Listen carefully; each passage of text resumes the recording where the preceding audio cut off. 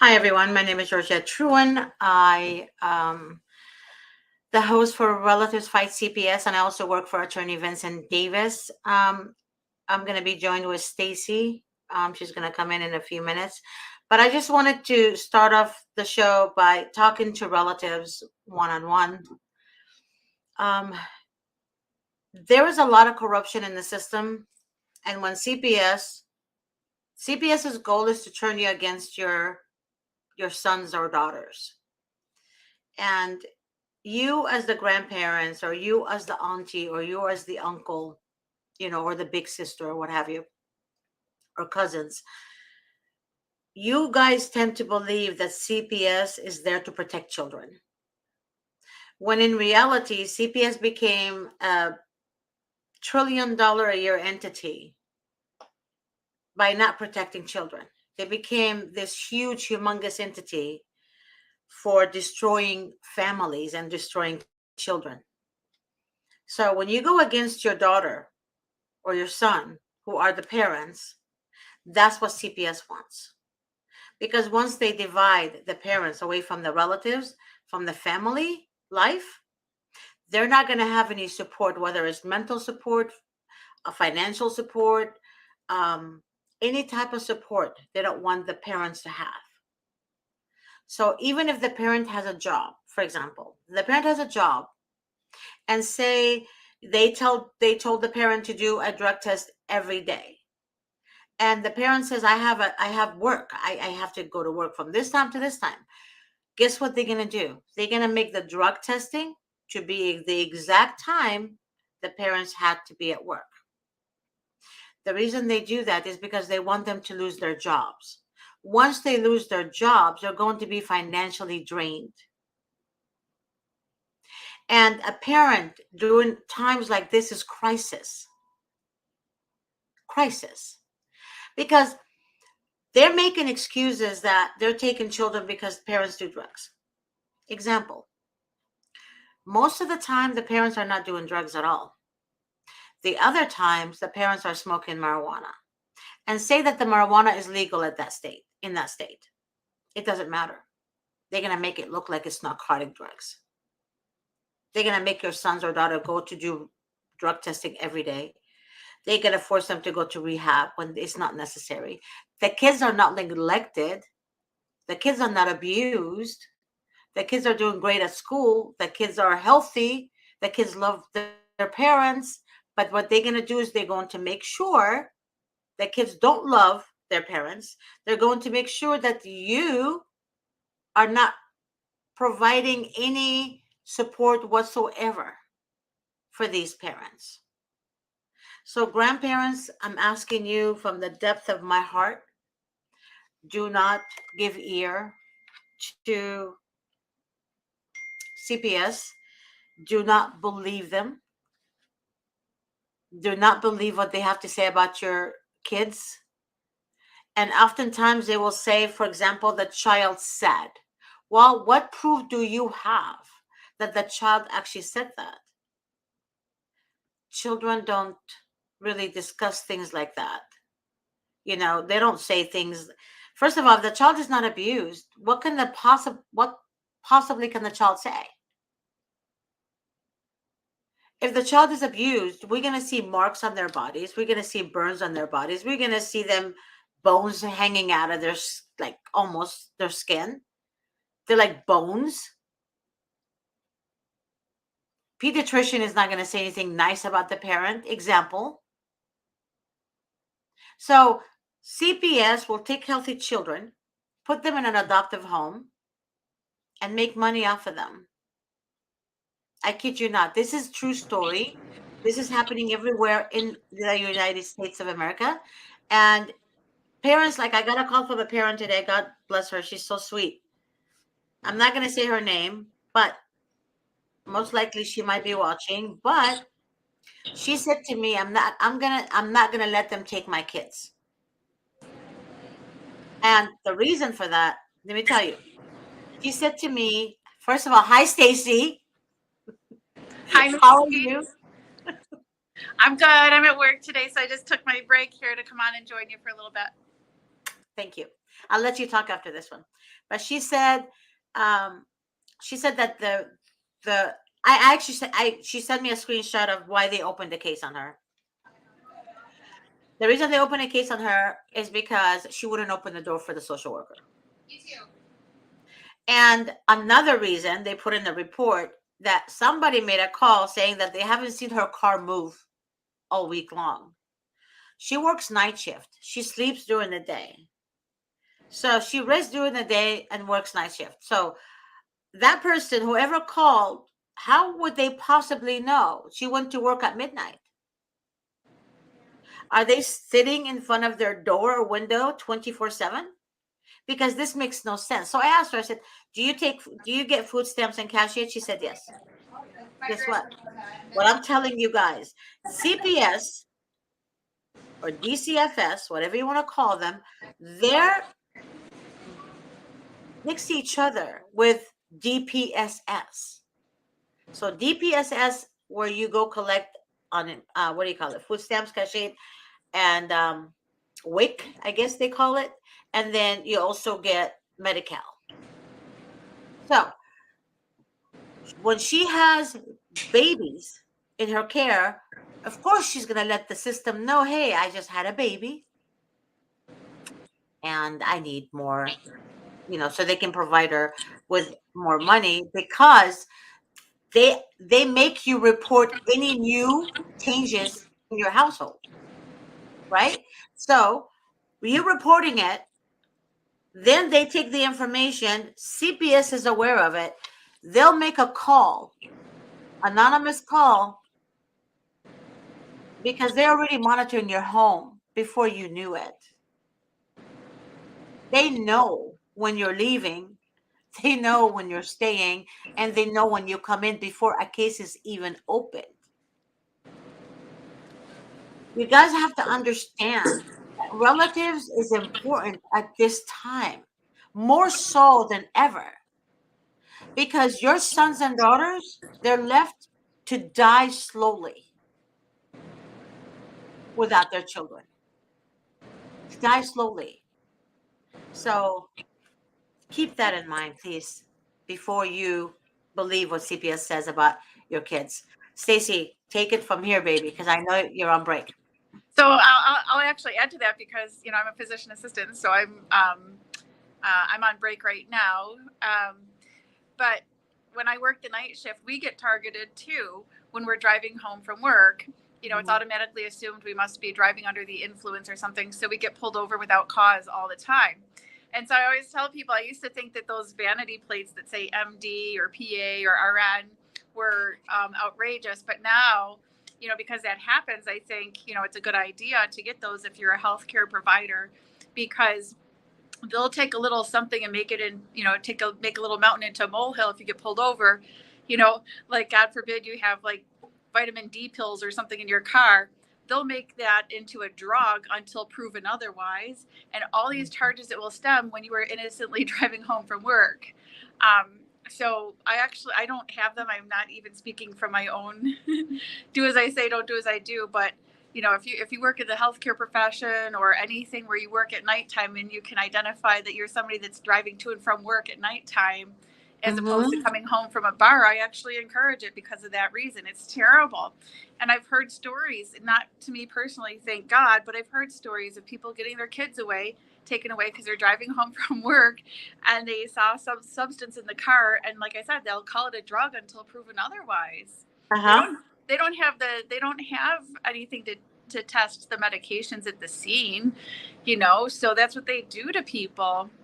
And then they'll come and take your kids because now this is a drug that you haven't proven. And then you hear the stories all the time. People take drug tests and they say, no, you got to take another, we don't believe it, so I always feel that prevention is better than the remedy. So get those vanity plates, or if you have some other job where you can identify what your vehicle is, if you're working at nighttime, do it, because otherwise you're going to get pulled over without cause all the time, and then it can spiral into all these horrible things.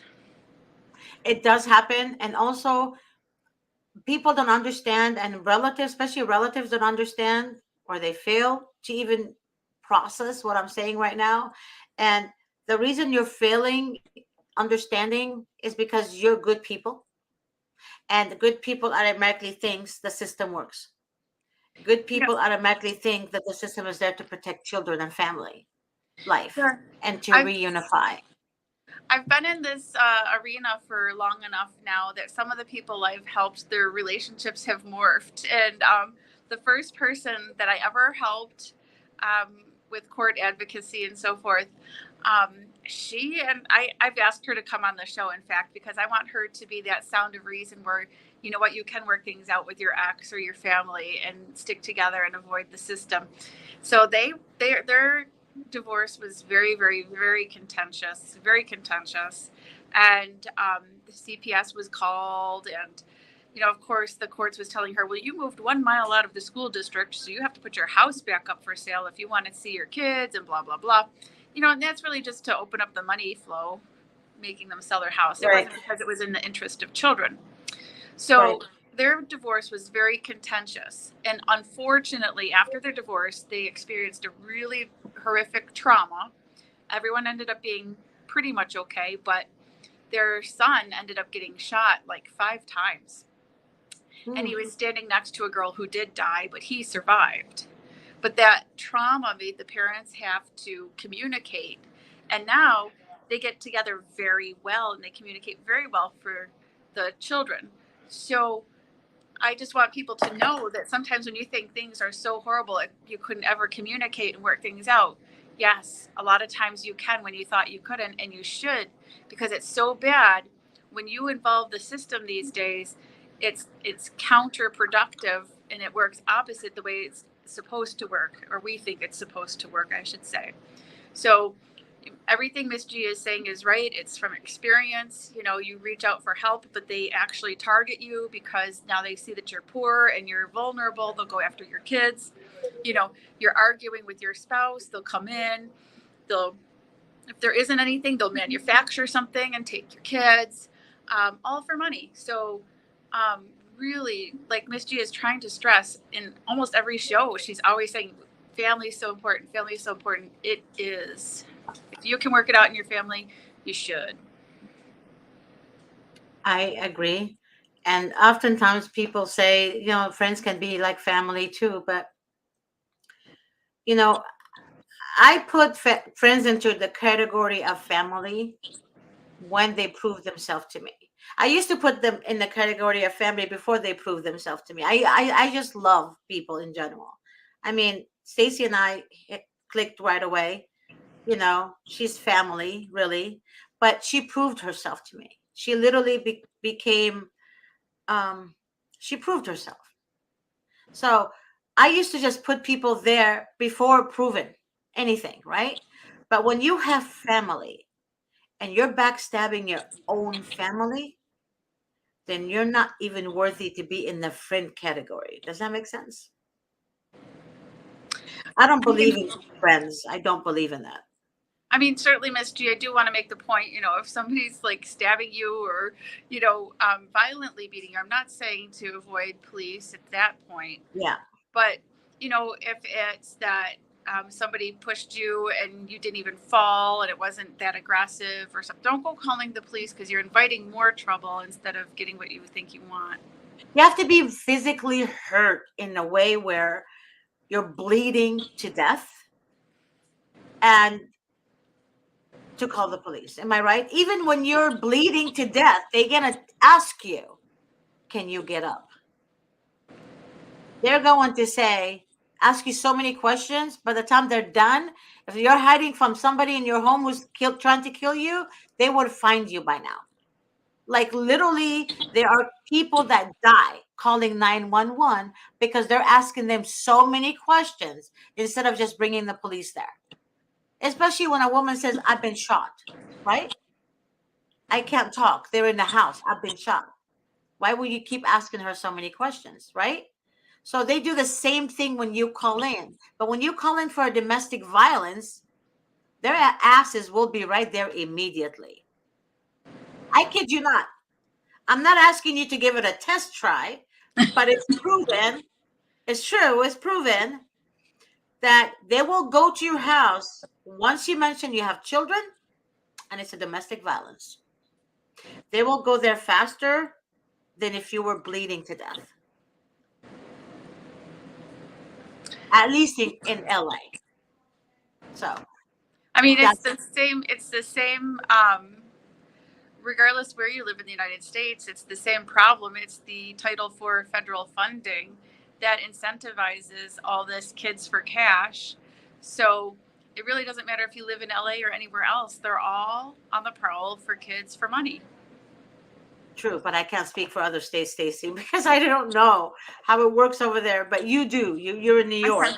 I can speak for Yeah. New York. Yep. Yeah. Yep. So, all of a sudden, I mean, it just, the police will pick and choose, I believe, in my heart. Not all of them. Not saying all of them are bad, because I know some officers who are good people, who really are good people. It's all about protecting and serving. But there's some, I don't want to say most because I don't know, but there's some who are literally not they don't care about the public.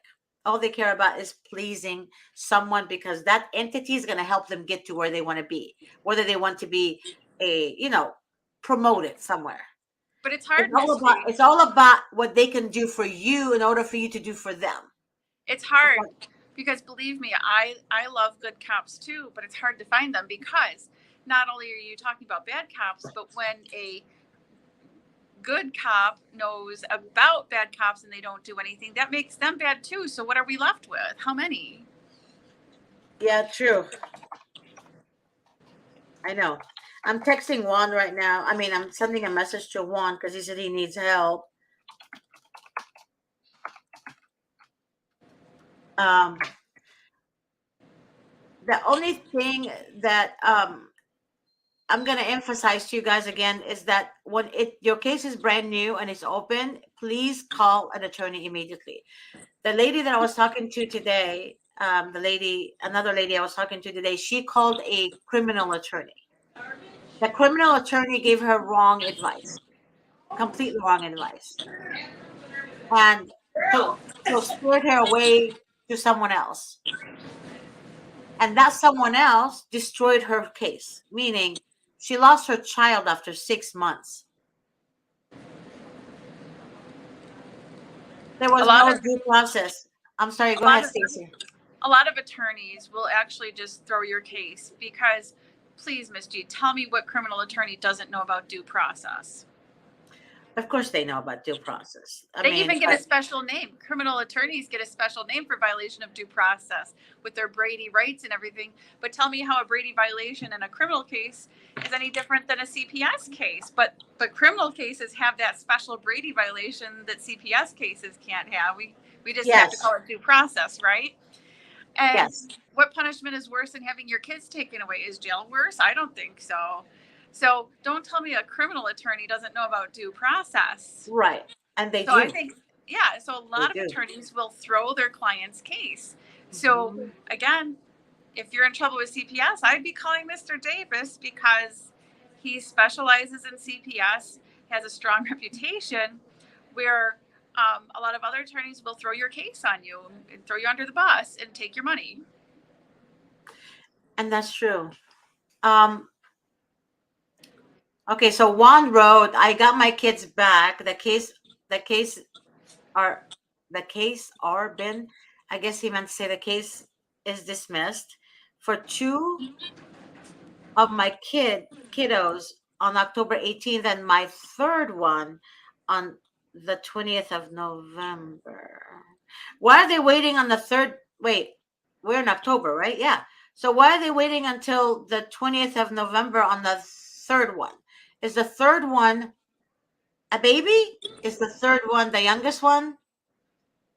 Because that could be that could play a lot of. Either way, Juan, good congratulations, and don't open up the garage door to your house to let the devil in, which means listen to Miss G's advice. If you get into trouble or problems, again, don't be. Just text me. I'm I now I've figured out how to keep my work phone on all the time, because it didn't ring. It did not give me any sound like I used to use my cell all the time. But my work phone I figured out how to make the sound louder so I can hear people texting me and stuff. Yeah.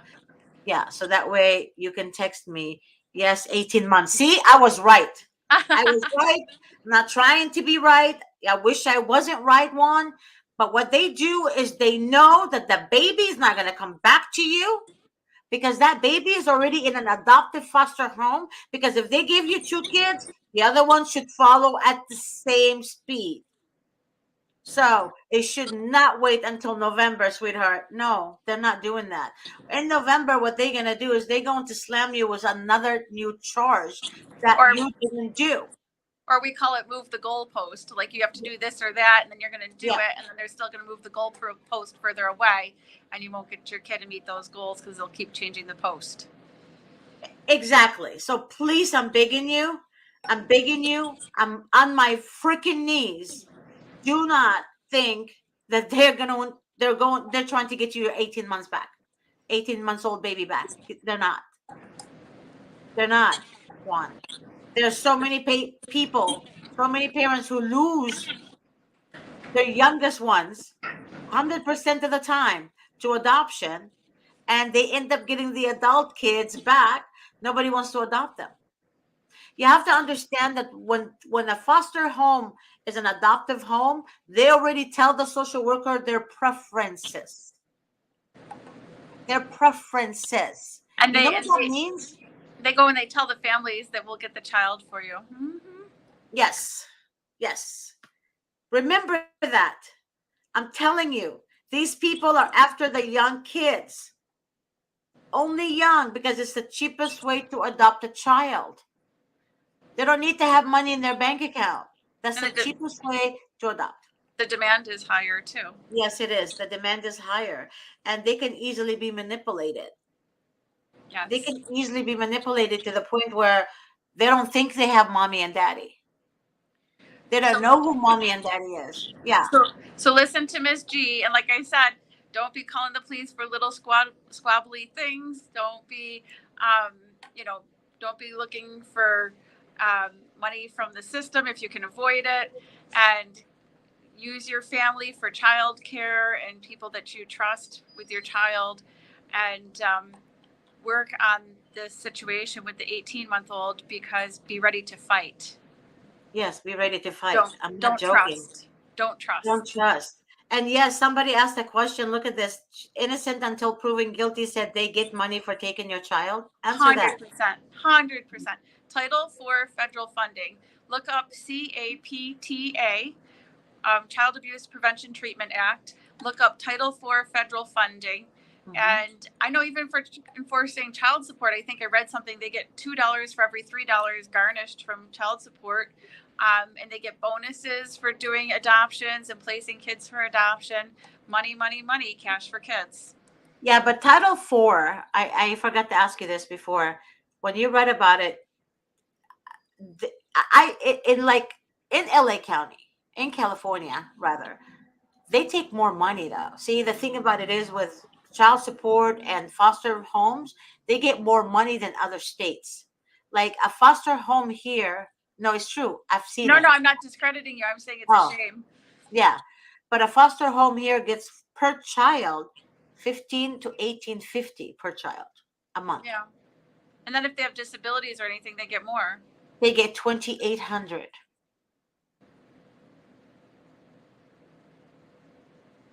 So I guess it depends on the state, but either way, they're gonna get money off of your children. Whether you like it or not, they're going to get that money off. They have programs in all the states how to maximize Title IV federal funding to collect it. Really? Can you elaborate on that for the people? Again, the federal government pays Child Protective Services, DSS, money for all child support that they garnish from people's paychecks, for adoptions, for court costs and fees. They reimburse it all pretty heavily. And what that does is it literally creates a conflict of interest, because now the state has an incentive to kidnap your children from you, yet the state is the ones making all the child custody determinations, not federal court.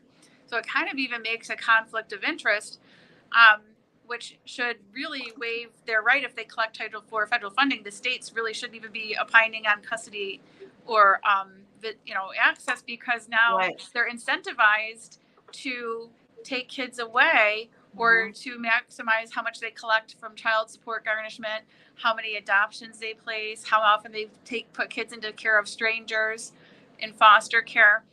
It creates a financial conflict of interest. Mhm.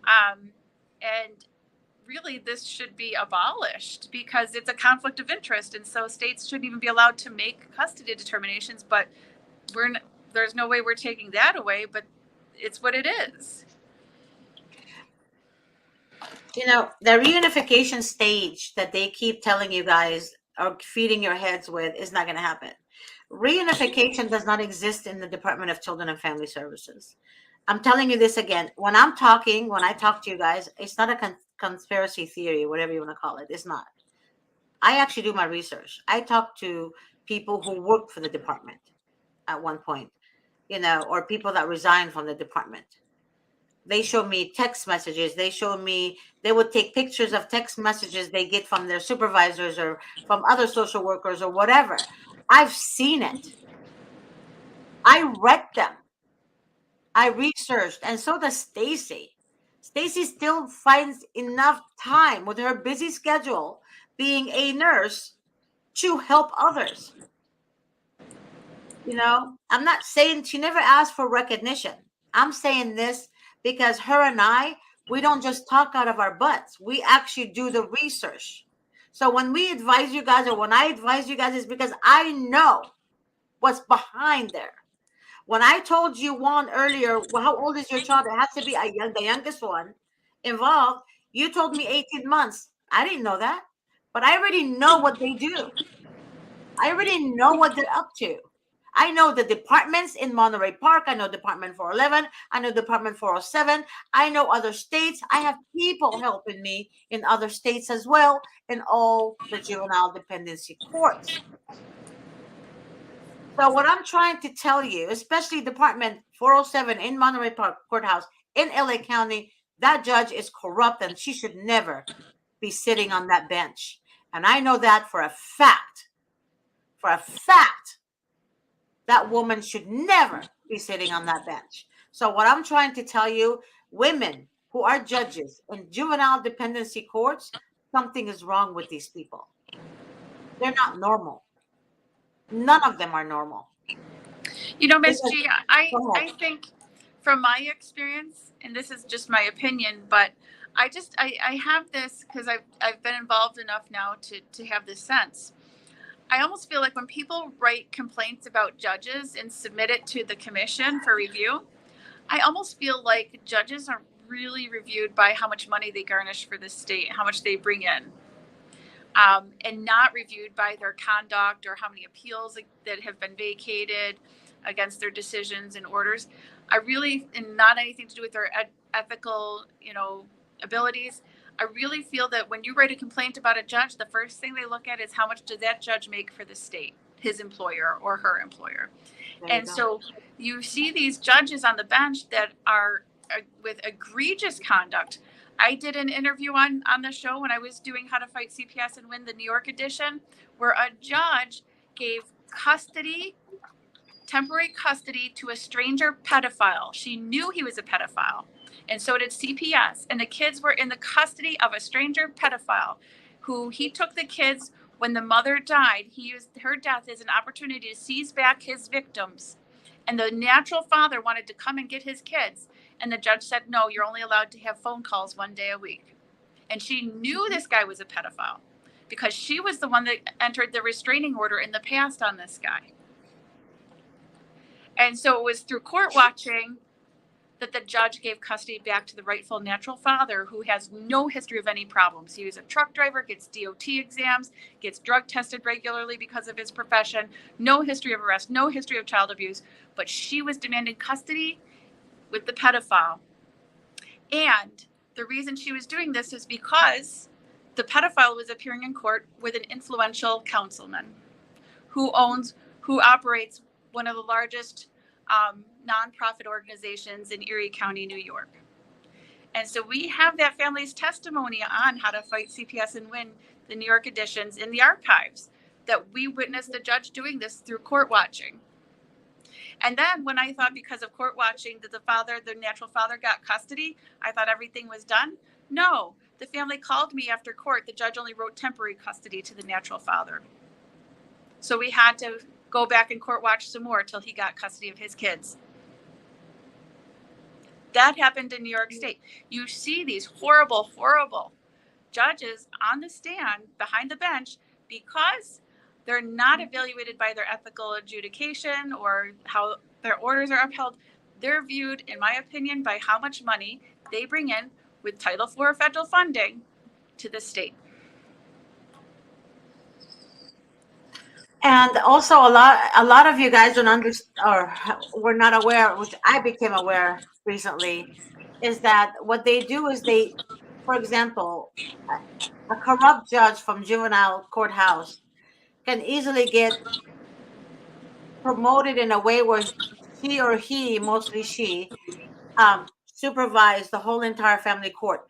For example, in LA County, she's in charge of all the freaking departments. Okay, freaking departments. That woman was a a juvenile dependency judge. Back in 2012, she literally hated mothers. She removed every kid she had. Kids I from don't her even life. think Miss G, did she hate mothers, or she just knew that she would make more money that way? Because again, sincere, caring, loving parents, when the child is put into abuse or taken away, those sincere, caring, loving parents are going to fight, fight, fight, and fuel more money into the whole racket. So was Sweetheart, it hate? he gives no, no, no, no, Was no, it no, hate, no, or was it no, making money? no. It's both. Let me tell you why. She would choose the abuser. If the abuser is the father, she would give the child to the abuser. Makes more I kid money. you not. I'm not joking. That father has arson, theft, went to prison. Went to jail for them. Was probably Uh, building a nuclear bomb in the garage. exactly. You never know.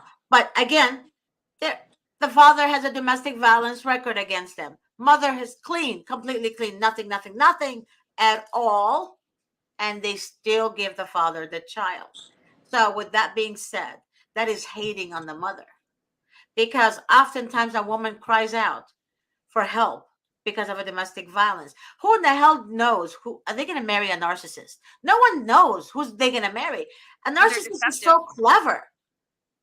A narcissist is so clever. They will charm the pants off of you, and you don't believe anybody, and you only believe them. That's what a narc is. So women are usually targeted, especially empath women. They're targeted because a narcissist is looking for an empath. That's what he wants, as an empath, to control. Therefore, when women get into that trap and they have children with these people, right?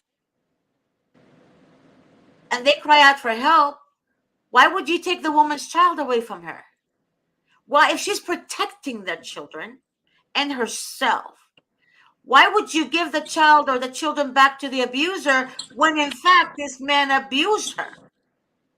And why is there domestic violence shelters if you're going to report every mother in there for their children to be removed from them because of poverty? It's not poverty.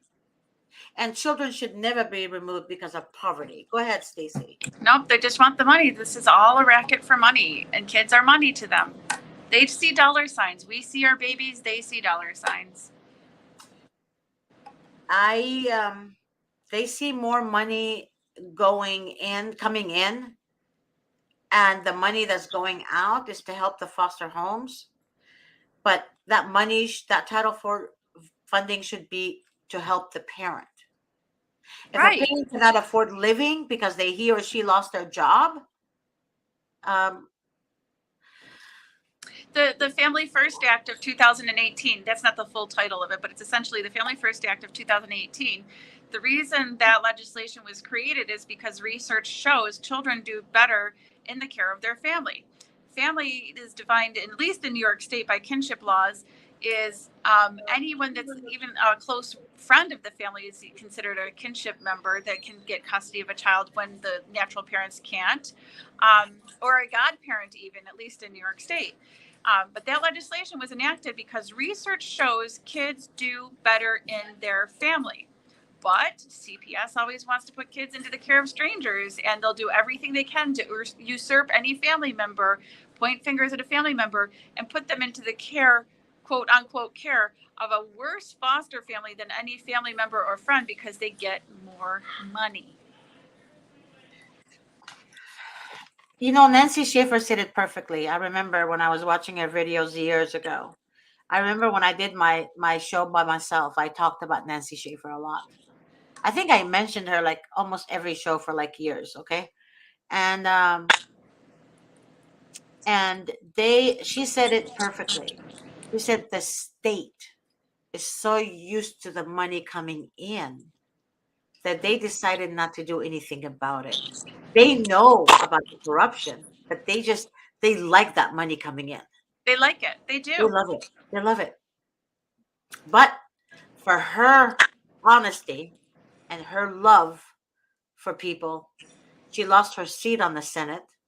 So they punish senators for speaking out.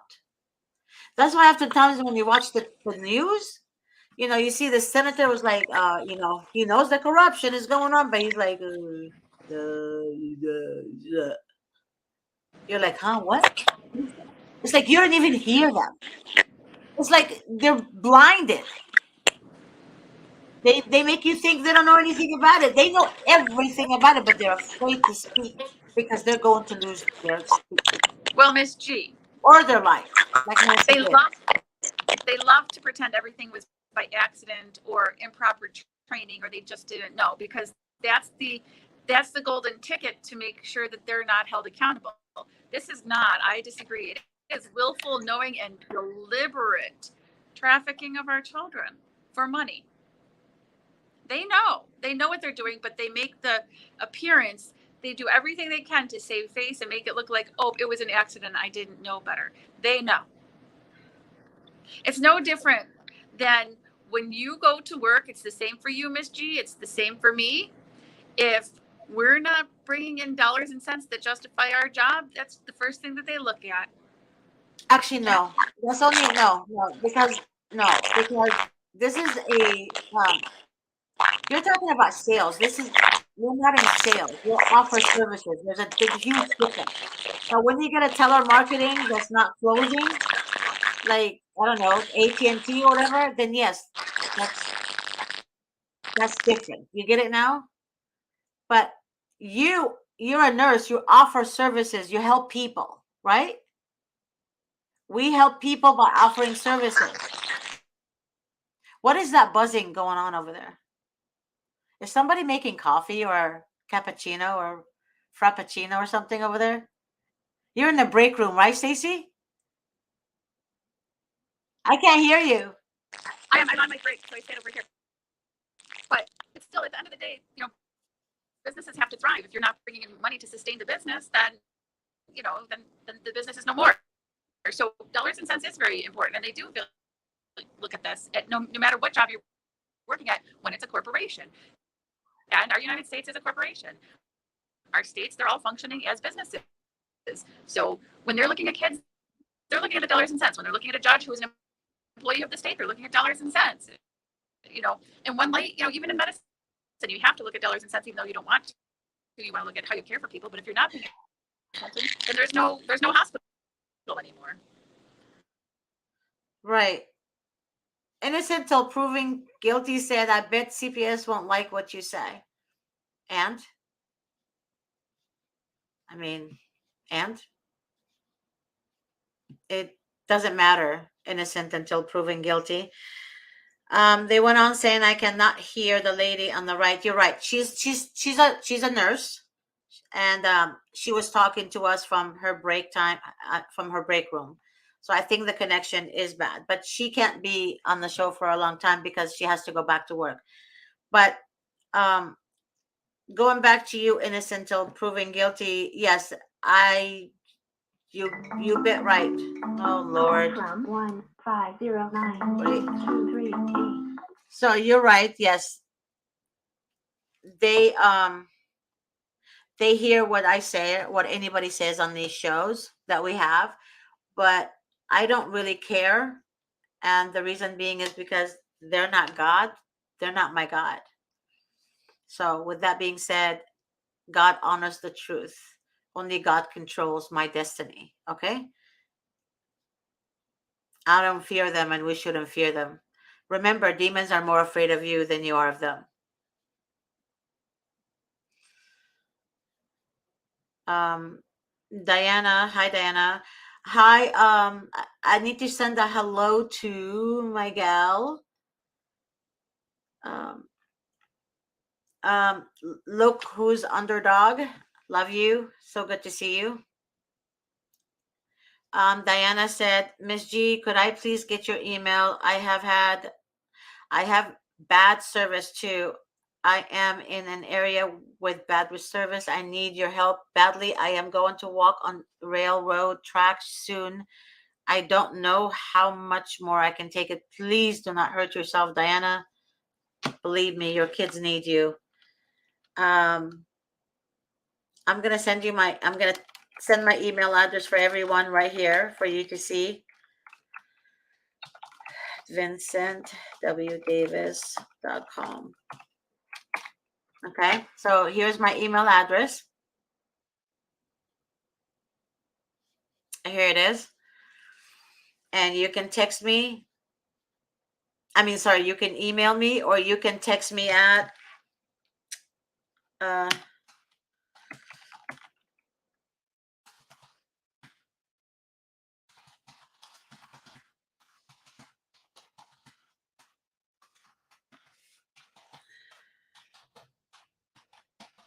okay, so here you go.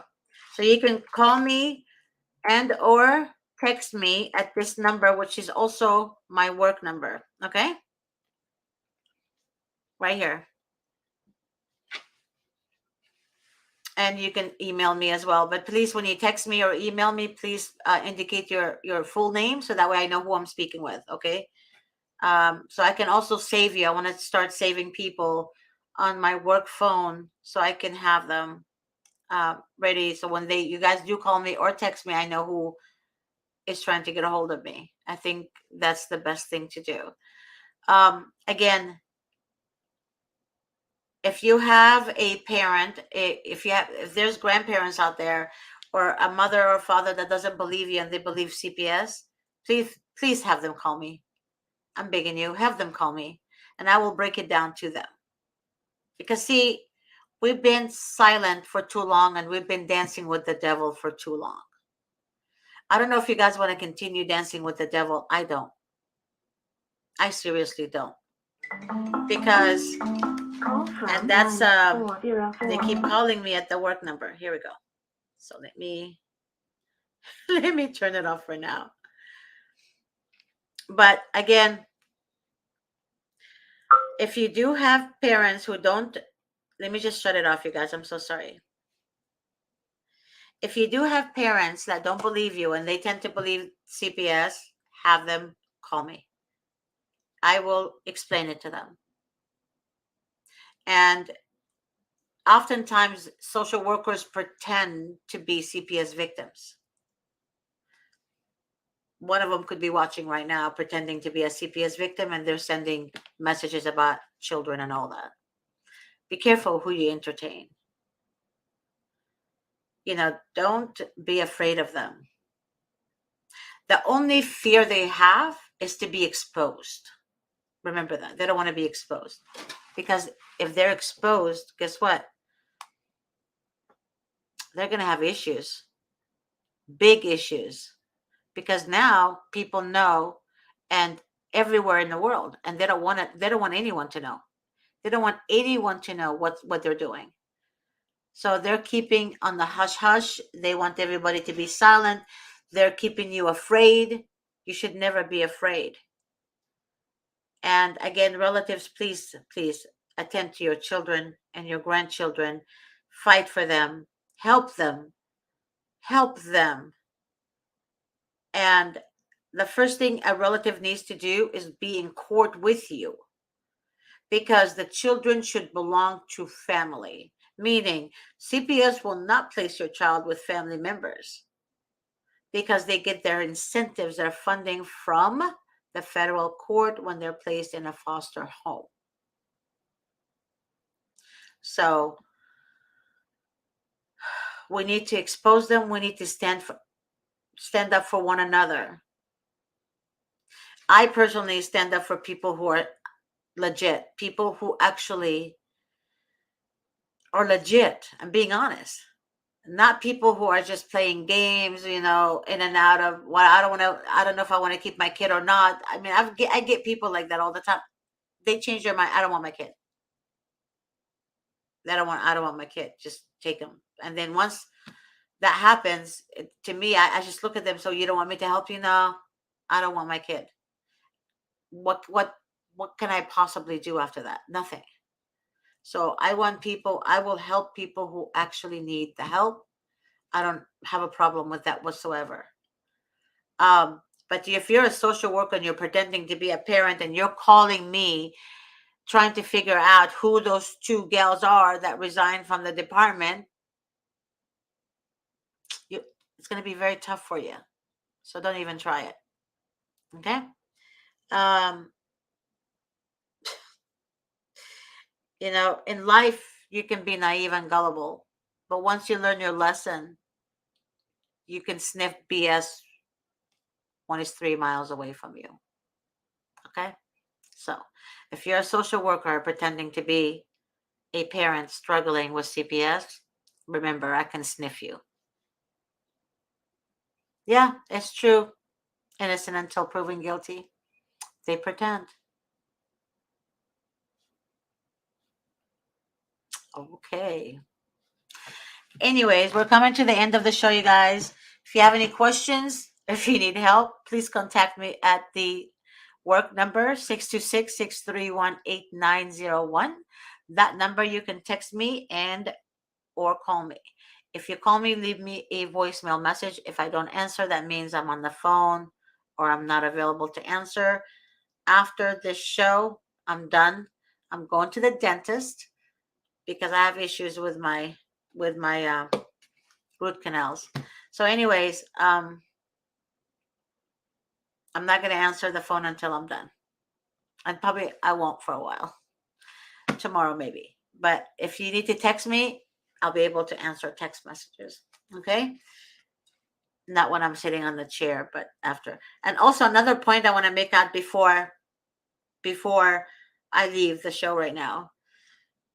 I have, for those of you that don't know, I'm diabetic. I have diabetes. And I have really bad pain on the right side of my mouth and the left side of my mouth. I avoided going to the dentist for years. Last time I went to a dentist was 10 years ago.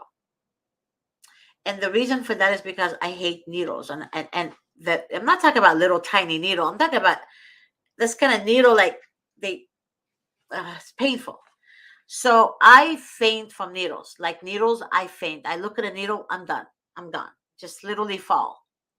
I can't, my heart cannot take it. So I waited until the end when the pain is so bad that I cannot eat, I cannot chew anything. Okay. So I thought about same thing with CPS cases. You wait until the end of your case because they give you false hope that you're going to have your reunification with your children if you do this, if you do this, if you do that. That's not possible. You're going to wait until you're in so much pain that you cannot take it anymore. So at the beginning, right, that's when you need to lawyer up. CPS defense attorneys, I have a list of a lot of states that I've done so far. If you're in a certain state and you're looking for a CPS defense attorney in that state, please text me the name of your state. I will look at my Excel sheet and I will let you know what attorney is handling CPS cases. I have all of them. Okay. And if they're not handling CPS cases in that particular state, I will let you know as well. So I've been working on this list for a while. Okay. And I will be able to help you guys find an attorney as well. But if I'm on a call for work, don't keep calling over and over again. Just text me the name of your state and your full name and just ask me if I know an attorney in that state that can handle the CPS case. And I personally will text you the information. Like example, Paul Mark, full name and their phone number. Okay. And you can call them and you can see what they can do to help you in that particular state. Okay. Innocent until proven guilty. Please text me. Like I said, text me your full name and the name of your state and ask me to help you locate an attorney in that state. Okay. But like I said, I'm going to the dentist. I'm leaving at 2:30. My appointment is at 3. I won't be able to respond to anyone for a while, depending on how long it will take. So anyways, God bless you all. If you have any questions again, please don't hesitate to contact me. Have a great day. And please do not feel defeated. I want you to lawyer up. Innocent until proven guilty said, I live in New Zealand, though they live in Tennessee. That's fine. And by the way, if you're the grandmother or the grandfather or the aunt or the uncle, it doesn't matter. By law, they're supposed to give you the children anywhere in the world, even if you live in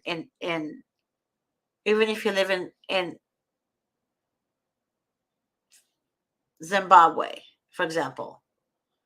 Doesn't matter. By law, they have to give the children to family members. But again, the reason they don't want to do that because they're not going to get the funding. The funding is very important to them. Money is more important to them than us. Money is more important to them than their child.